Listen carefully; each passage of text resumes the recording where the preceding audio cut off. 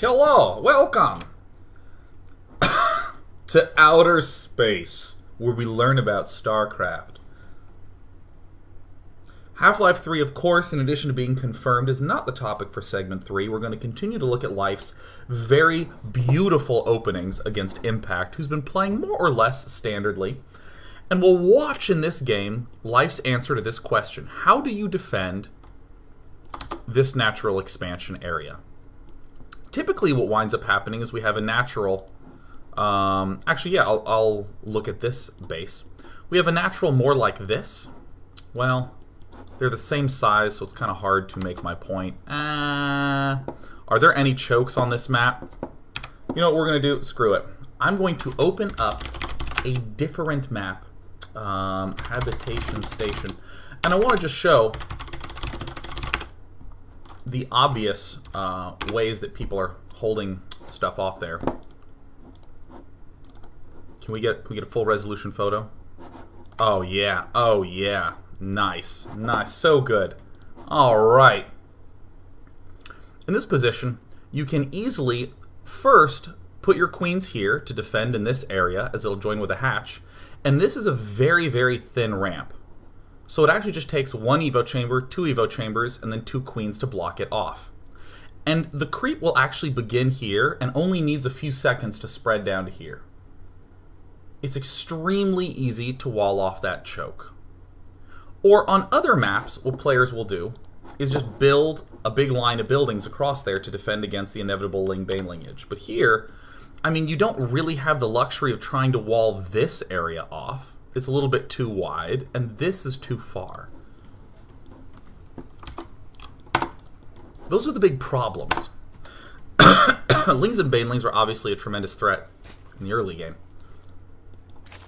So let us divine what Life does. Impact is the one to go for the very, very quick pool play. If you'll recall from game number 1, this super fast spawning pool from Life killed off this hatchery, which delayed creep spread to this ramp. You can use a similar kind of logic on this map, although Impact's is a little bit slower, and we're going to see Life's defense be a little bit more aggressive. I gotta stop using the word aggressive so broadly.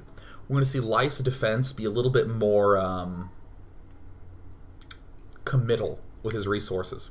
He's not going to do a sort of gentle defense where he brings a drone or two off. Life is really going to bring a lot of units off. And again, we'll continue to see why. Life goes for pool first, and then into hatch, exactly as we saw on in the game 1 on Habitation Station, with Impact going for the spawning pool and hatch. Now, just a general statement, Life, in his patterns, has tended to do queen-focused openings when he goes pool first, and tended to go ling-focused openings when he goes hatch first. Which makes sense. You have more larva if you go hatch first, so you may as well spend it. And if you're spending the larva on zerglings, you don't have as much stuff available to build into queens. So we also talked about this timing where these lings are not quite finishing. These 6 lings are here at around the same time that these 6 zerglings finish. Impact won't quite have the benefit of these 2. And as we said before, Life very, very swiftly pulls some drones off. It's very dangerous to get your lings and drones spread apart like that. But Life commits super, super hard. And of course, monitoring the expansion is always the ever important thing to do.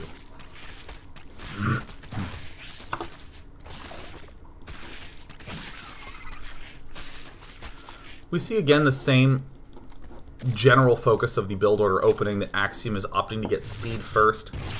And this is actually totally fine, to be honest.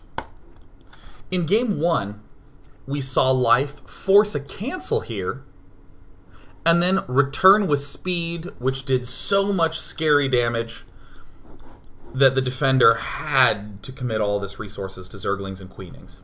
Here, it might look as though Impact has failed in some way.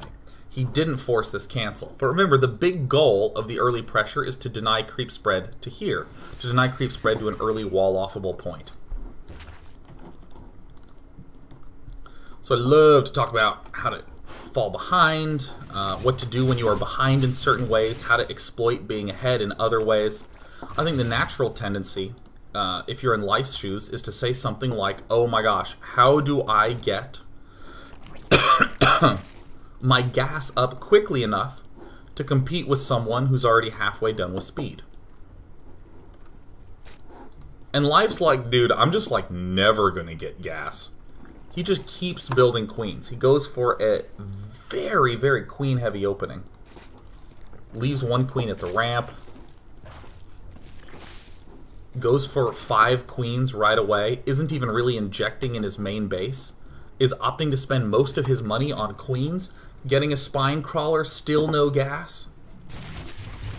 We can actually see in the unit tab, life is a little bit behind on the drone count. I mean, Impact isn't getting a gold expansion or anything like that, but certainly getting a little bit of benefit. So Life, who's now built 5 queens, who's gotten a huge amount of these fatties out early on, eventually getting to extractors at around 6:30, sending in suicide zerglings just to see what's going on. And I talked about the themes for Life. Most often, what a player will do is to say, well, I've missed out on the Ling war. I've clearly fallen behind. I'm not going to get speed. I'm going to get a layer immediately. But this is what I find very just crazily impressive about Life's decision-making in these positions. First of all, these 3 queens finally have made it to the front, and we see Life has now set himself up at a super nice defense. You know what we don't see on Impact's side? A super nice defense of this. Life, in other words, says, dude, I can defend till the 8-minute mark, and then I can apply pressure, and it's still going to be very intimidating pressure because of how impossible it is to get this wall off done properly. These queens, not just used as fatties to block this entrance, but also critically spreading the creep out early on.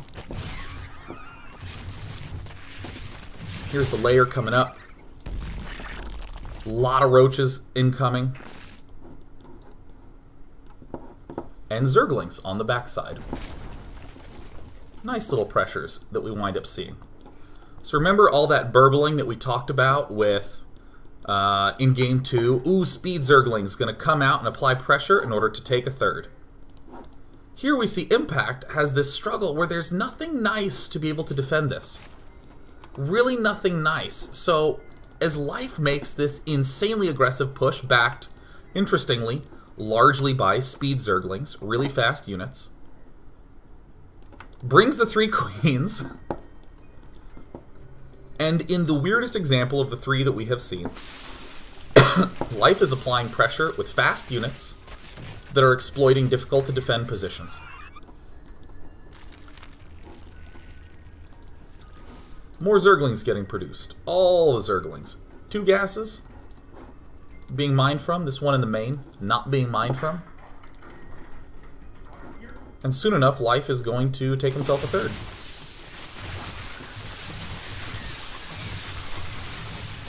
Very, very unusual kind of push, to say the least.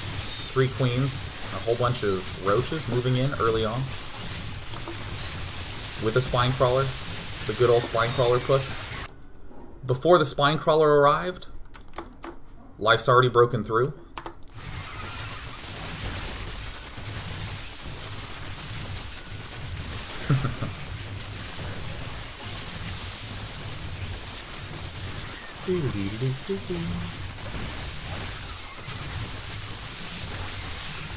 What do you know? An expansion behind it. What do you know? Thus far, Life has killed off a pretty good amount of workers. It's pretty easy to do in this sort of situation. Again, just a few drones get snuck out by Life. And then he's going to build a whole bunch of excess units. Most of the time, players want to be droning. We talked so many times about speed Zerglings being available for counterattacks. This is a counterattack.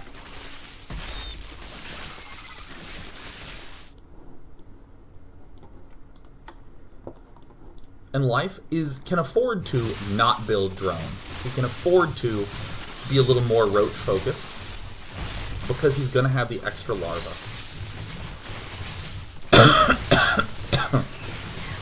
Also, one thing I like a lot about Life is that he doesn't spread his drones out.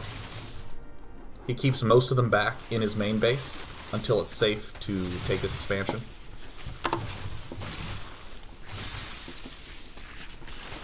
So whereas most Zerg players are being very, very passive, trying to get up their ultimate Death Doom army, Life finds these very unusual windows.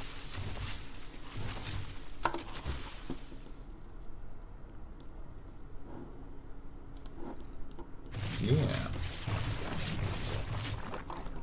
Still not a huge number of queens. For impact, still at 2, but Life, as we see, is at 4, even with having lost some. He was building nothing but Zerglings during the attack, which allowed him enough money to be able to take this expansion and to be able to get these queens up. I think that is one of the sexiest things I've ever seen. Did I call them younglings? I see people typing about that a lot. It's okay. I give myself a free pass if I did say that. So that was a rather compact show today. Nice. C'est excellent.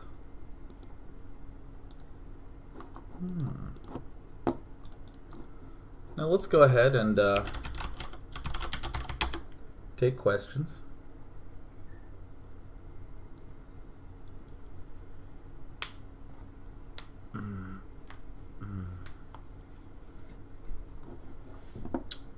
Great. What I want to recap, though, is, yeah, Life is doing a lot of stuff with Speed Zerglings to just kind of surprise his opponent, flood with a whole bunch of fast dudes at a time that will force the enemy to react. Will force big defenses to go up in order for Life to set himself up very quick third bases. And then he's using this excessive larva, the fact that he has 3 hatches, to just flood with a second round of units, making it really hard for Life to lose to an all-in, but also giving Life a second round opportunity to apply pressure, which is really nifty. And also doing it in different ways is super cool. Let's see here. 9 Monday says, Dear Day 9, you said in Game 1 Life is doing an economic build, even though it doesn't seem like that. Is there any non-economic build in Zerg vs. Zerg? With everything you do, you try to lower the economy of your opponent. Yeah, you know, I should be careful when I'm using terms like economic or aggressive. I've been harping on myself about using the term aggressive, but I should probably do it with economic too. They're vague terms. So many people in the StarCraft community are using them in so many different ways that it stops being clear what it means. So what I should have said is that build from Life is less about trying to kill stuff off for the opponent. It's less about trying to pick off workers or pick off units or pick off queens, and more about setting Life up to get the gold base. Not only is that more relevant and more correct, it's also a lot more clear than saying this might look aggressive, but it's economic. So yeah, appreciate you asking about the clarification. I think that's very important. And I like to make those distinctions because that demonstrates what the goal is of the units. I think the clearest example would be the Hellions in Terran vs. Zerg. Their purpose is not to deal damage. Their purpose is to control the map so the expansions can go up on the backside.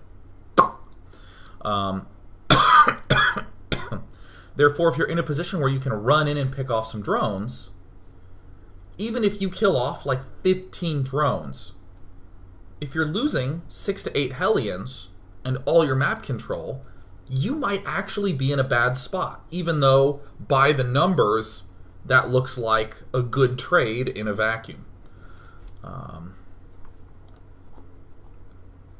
Yeah, Aggressonomic, perfect.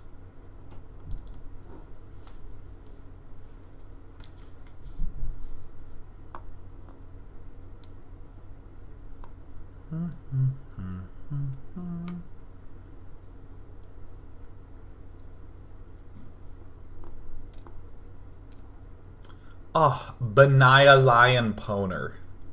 So it seems like a lot of life success is based off his incredible control. How can I play with lesser control? Or how can someone... That's not a sentence, so I'm going to say what I think it means. How can I pull off this style without the great control that life has?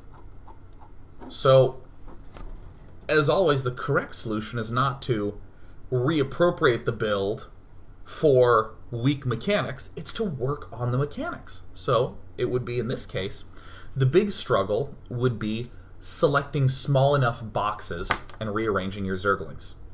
So the first thing that I would practice is get yourself around 12 speed Zerglings, and then try to quickly split them into groups of 3. Then group them together, quickly put them into groups of 4, pull them together, quickly into groups of 5, quickly into groups of 6. And make sure you can get these numbers down pat. Beforehand say, okay, I'm going to make a group of 3 and 3 and 6, and see if you can just go and peel them off. Those sorts of very specific, focused motions with your mouse hand don't take terribly long to get used to in a day. And if you spend a while doing that, I mean, you don't have to do it all in a day. That might be a little hardcore, but you know, when you're loading up and getting ready to play StarCraft, play around for 5 minutes selecting and boxing around and moving. That would be the biggest one, because most often what I'm seeing players do nowadays with the introduction of the wonderful F2 button, which you shouldn't ever use, the select all army button, people just go F2, click, click, click, click, or when they want to select like a small set of units, they click and they do the big box and select the whole army. You never want your army selection to be much larger than what the army is, ever. It's just weak mechanics. So for instance, what I see people tend to do when they want to select these roaches is do this. Like, okay. And part of the reason that this feels correct is this is a fast motion. So you do a really cool fast motion and you get a reaction out of it. And so what I will oftentimes see people do is a lot of box this queen, inject the larva, and select all these units. But you want to have very focused units where you can be like, all right, I'm going to go ahead and select these three on the left side, and then I'm going to select these 3 on the right side. And just try to get them in as small of motions as possible. So when you're trying to just grab chunks, again, making sure you're clicking on units, trying to select in nice, small, controlled ways. And what you'll actually find is that this dramatically improves all your mouse control across the board.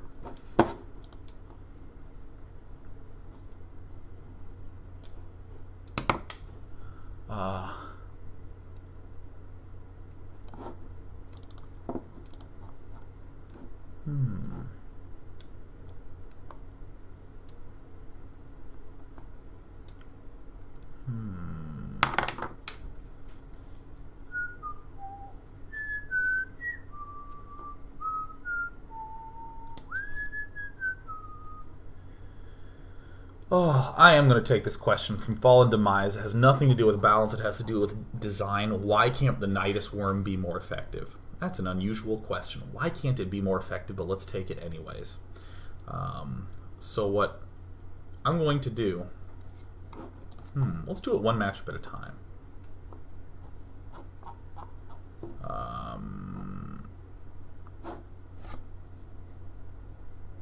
I'm not actually thinking about the question. I'm becoming distracted by an error that's happening on my sound mixer.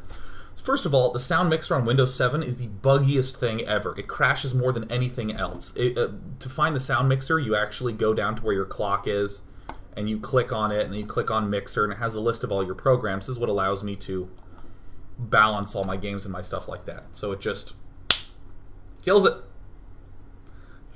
Just crashes all the time. But yeah, I'm going to answer the Nidus Worm question. The big reason the Nidus Worm is not effective in mid-game stages is just by the nature of how a backdoor attack works in any situation. Warp Prism, Overlord Drop, Medevac, air harassment like with Mutalisks, all these things tend to suck when your opponent is on 2 bases or is on like 3 bases with most of his main army pulled back. The time when any backdoor attack is going to be strong is if he just doesn't have a lot to deal with the units pouring out of it. So that will happen if a player is trying to go for a very thinly defended 3 base, like the 1 gate, 1 Stargate 3 base play dies often to an unscouted Nidus network. So that's the reason for the mid game. But then we might say, okay, well, what about in the late game when it's getting to like 3, 4, 5 bases? Why don't we see more Nidus networks? And the answer is twofold. One, players should be using more Nidus network, but not a lot more because of reason 2. You have to get a scout to that backside, and that can be very, very challenging to do without them seeing the entry angle of the scout. Or you can maybe get lucky and have an Overlord scout sneak its way up. And what I'd kind of love to see from a Nidus network is for it to be able to finish a little more easily, but for it to not be as ridiculously powerful when it is done.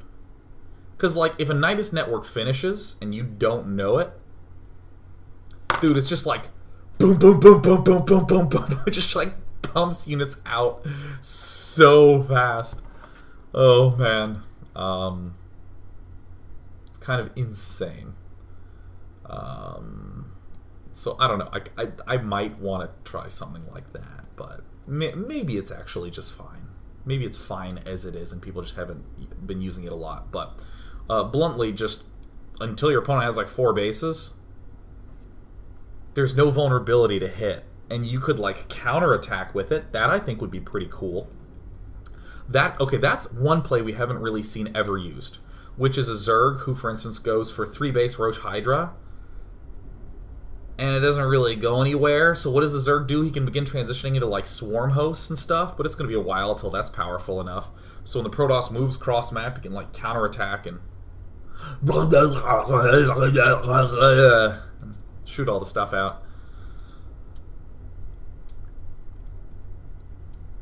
Yeah, and given the fact that in StarCraft 2 you don't really need more than 3 bases, well, you literally don't need 3 bases, more than 3 bases to saturate your mineral economy very well, so.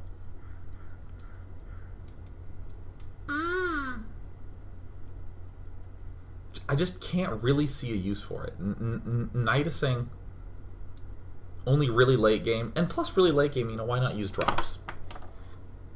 I'm done. I'm going to see you tomorrow. I'm going to do a Ramp Druid in the Hearthstone Dectacular. This was a little bit leaner, a little smaller of the show. Hope you liked it.